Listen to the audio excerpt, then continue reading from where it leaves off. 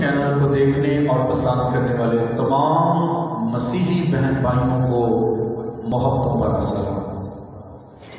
متی کی انجیل اور اس کے 6 باب کی 70ویں آیت میں روزوں کے تعلق سے ایک خاص حکم دیا گیا ہے۔ آئے ہم اسے پڑھیں۔ لکھا ہے، جب تو روزہ رکھے تو اپنے سر میں تیل ڈال اور منہ دھو۔ آمین۔ اس آیت کے اندر ایک خاص حکم ہے کہ جب تو روزہ رکھے تو اپنے سر پر تیل ضرور لگانا۔ آج ہم اس ویڈیو کے ذریعے اس بات کو سیکھنے والے ہیں کہ روزے کے دوران خداوند یسوع مسیح نے سر پر تیل لگانے کے لیے کیوں کہا؟ Is putting up oil on a head is a religious rituals or not? کیا تیل لگانا کوئی مذہبی فریضہ ہے یا کوئی مذہبی حکم ہے؟ آج اس ویڈیو کے ذریعے ہم اس بات کو جاننے کی کوشش کریں گے کہ بالآخر کیوں خدا یسوع مسیح نے روزے کے دوران سر پر تیل لگانے کے لیے کہا ہے۔ اس کی بہت ساری وجوہات ہیں۔ پہلی بات تو یہ ہے کہ تیل قدیم زمانے کی روزمرہ زندگی میں استعمال ہونے والی ایک اہم چیز تھی۔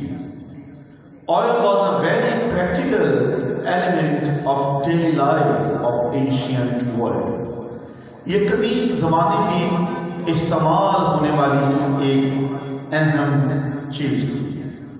اس زمانے کے لوگوں کا یہ ماننا تھا کہ یہ حفظان صحت کے لیے ایک بہت ضروری چیز ہے، اور اکثر جب کوئی بھی مہمان گھر میں آتا تھا تو میزبان اس کے سر پر تیل لگاتے تھے۔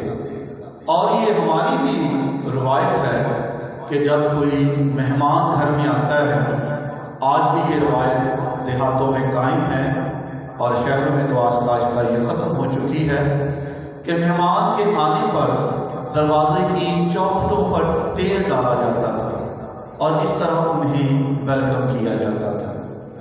اس زمانے میں بھی جب گھر کے اندر کوئی مہمان داخل ہوتا تھا اور وہ دسترخوان پر بیٹھنے لگتا تھا تو دسترخوان پر بیٹھنے سے قبل، اسے کھانا پیش کرنے سے قبل اس کے سر پر تیل لگایا جاتا تھا، اور تیل لگانے کے بعد وہ دسترخوان پر آتا تھا۔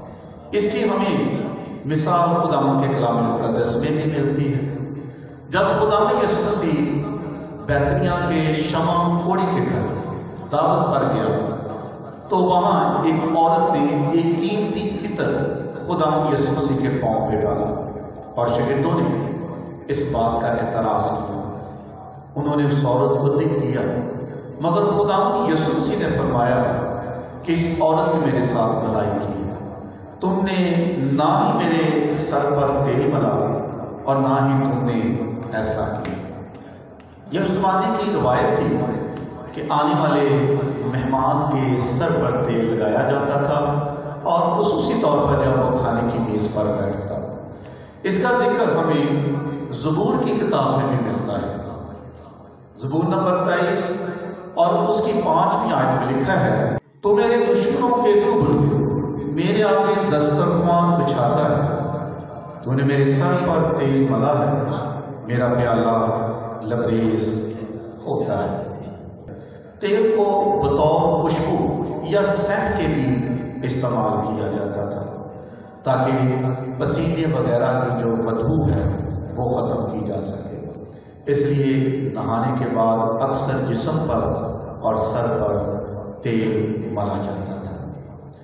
تو ان ساری باتوں کی بنا پر ہم کہہ سکتے ہیں کہ خداوند یسوع مسیح نے روزے کے دوران ہمیں اس لیے تیل لگانے کو کہا تاکہ ہر طرح کی ریاکاری کو اور ہر طرح کے فریب کو اور ہر طرح کی دھوکہ دہی اور دکھاوے کو آپ روزے کے اندر سے ختم کر سکیں۔ سر پر تیل لگانا اس بات کی علامت تھا کہ آپ تر و تازہ ہیں، آپ سیر اور آسودہ ہیں، آپ کے چہروں پر اداسی نہ رہے، آپ کا چہرہ اداس نہ بنے، تاکہ لوگ آپ کو روزہ دار نہ جان سکیں۔